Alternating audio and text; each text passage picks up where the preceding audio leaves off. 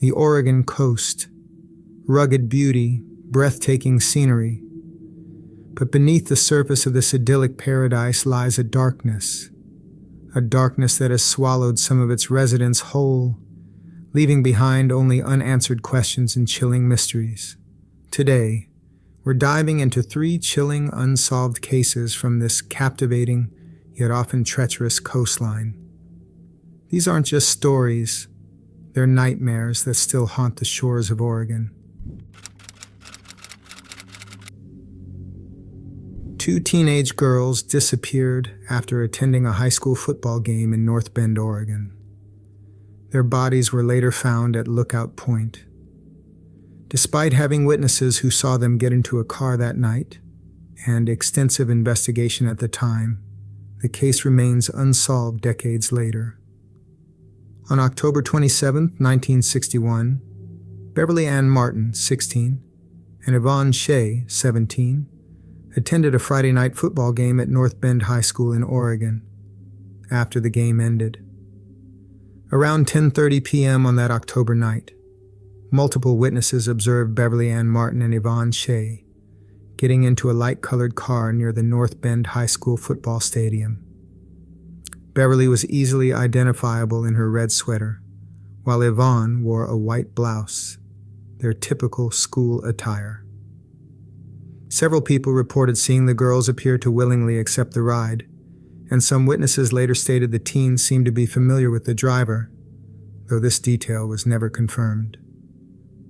The light-colored vehicle was seen pulling away from the stadium parking area, marking the final confirmed sighting of both girls. 3 days after their disappearance on October 30th, 1961, searchers made a grim discovery at Lookout Point, approximately 7 miles away from North Bend. The bodies of both Beverly and Yvonne were found. They had been strangled to death. Around their bodies, investigators found various personal items scattered across the ground, including their school books and personal belongings, suggesting signs of a struggle. Lookout Point, ironically a popular hangout spot for local teenagers at the time, would forever be marked by this tragic discovery. The location's remote nature and the scattered belongings provided investigators with a crime scene that raised more questions than answers. In the weeks following the murders, law enforcement conducted an extensive investigation. They interviewed more than 100 individuals from the North Bend area, building a detailed timeline of events. Multiple witnesses consistently described seeing a light-colored car in the vicinity of both the football stadium and later near Lookout Point. The case captured widespread media attention along the Oregon coast, with newspapers running daily updates as the investigation unfolded. Local papers featured detailed descriptions of the light-colored vehicle, hoping someone would come forward with information. What made the case particularly frustrating for investigators was that they had collected physical evidence from the crime scene, including fibers and other items, but the forensic technology available in 1961 was too primitive to process this evidence effectively. Items that could potentially identify the killer using modern DNA analysis were simply impossible to process with the tools available at the time.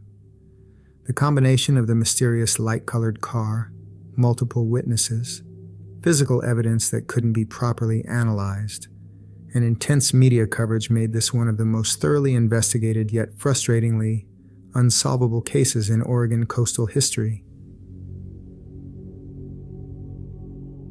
The 1961 murders of Beverly and Yvonne in North Bend shattered the community's innocence. Before the tragedy, life was relaxed. Teens attended unsupervised events, hitchhiked freely. Afterward, fear gripped the town. Strict curfews were imposed, hitchhiking vanished, and school security increased. Decades later, residents still recall this event as a turning point, marking the end of a carefree era and the beginning of heightened parental anxiety. On August 14, 1986, 14-year-old Jeremy Bright was enjoying a typical summer day at the Coos County Fair in Myrtle Point with his younger sister. 14-year-old Jeremy Donald Bright, a bright and energetic teen with a freckled face, lived in Grants Pass, Oregon. Drawing was his passion, filling much of his free time. Remarkably tall for his age at 6 feet and a size 13 shoe, Jeremy actively participated in school sports, leveraging his stature to his advantage. He was staying at his stepfather's house during the fair week, which was normal for him during summers. He was last seen around 2 p.m. at the fairgrounds, where witnesses spotted him chatting with some acquaintances near the riding arena. He was easily identifiable in his light-colored t-shirt, blue pants, and black Nike sneakers. Jeremy had made plans to meet his younger sister later for a ride home, a simple arrangement that should have been the end of an ordinary fair day. But Jeremy never appeared at their meeting spot. This was particularly concerning because Jeremy was known to be responsible and reliable, especially when it came to arrangements with his family. The seemingly casual conversation with acquaintances near the riding arena would turn out to be the last confirmed sighting of Jeremy Bright. Despite being in a crowded fair with hundreds of potential witnesses, no one reported seeing him leave the fairgrounds or noticed anything suspicious about his interactions that afternoon. When investigators began looking into Jeremy's disappearance, they found his wallet at his stepfather's house, where he had been staying during fair week. His stepfather confirmed that Jeremy had indeed been at the house earlier that day, adding a verified timeline point before his disappearance. One puzzling detail was the missing $50 that Jeremy had taken to the fair. For a 14-year-old in 1986, this was a significant amount of money, and its disappearance along with Jeremy raised questions. Did he spend it? Was it taken? The cash was never recovered. Following up on local tips, police investigated reports suggesting Jeremy might have gone fishing at a nearby creek, an activity he enjoyed. However, extensive searches of the creek and surrounding areas yielded no evidence of his presence. In fact, despite conducting thorough searches of the entire Myrtle Point area, including ground searches, water searches, and aerial surveys, investigators never found a single trace of Jeremy Bright. The combination of these elements, the found wallet, the missing money, the lack of physical evidence, and completely unsuccessful searches, made this case particularly baffling for investigators. It was as if Jeremy had simply vanished into thin air that summer afternoon.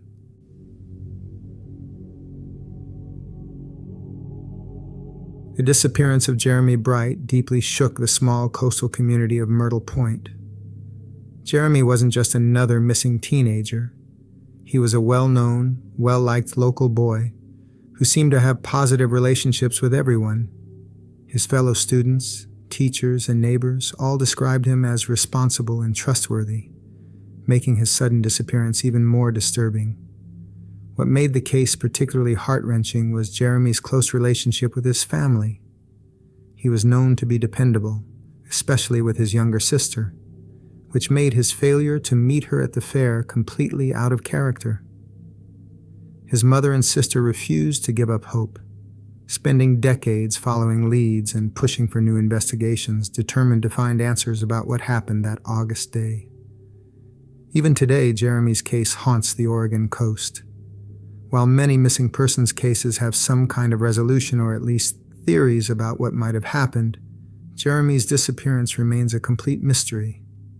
The fact that such a well-liked teenager could vanish without a trace from a crowded county fair in a small town where everyone knows everyone else makes it one of the most perplexing unsolved cases in Oregon's coastal history.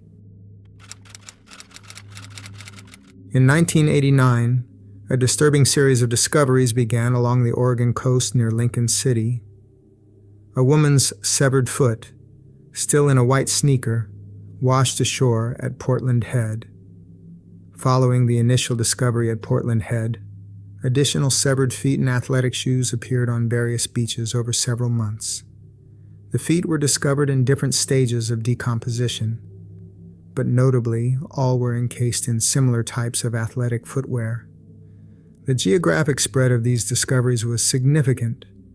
The feet washed up on multiple beaches along the Oregon coast, suggesting either ocean currents had dispersed the remains or multiple incidents had occurred.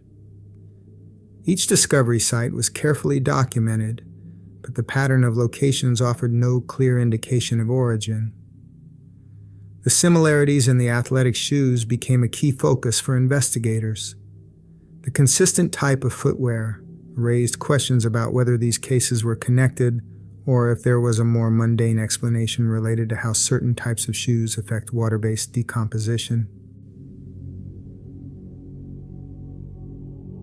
Through DNA testing, investigators were able to identify some of the feet, providing partial closure to some missing persons cases. However, other remains still lack identification despite thorough forensic analysis. A key challenge for investigators was determining the cause. Were these murder victims or accidents? Ocean currents were extensively mapped to try tracing the origin points of the remains, but this provided few concrete leads. The case became more puzzling because no other body parts were ever found along the coastline. The lack of additional remains made it difficult to establish whether these were results of foul play or natural accidents like drownings, where decomposition patterns in water can cause natural separation of extremities. The sneaker mystery dominated local media coverage, sparking fears of a possible serial killer along the Oregon coast. While some cases were eventually connected to drowning victims and accidents, the remaining unidentified feet left lingering questions in the community. The case's impact on local law enforcement was significant.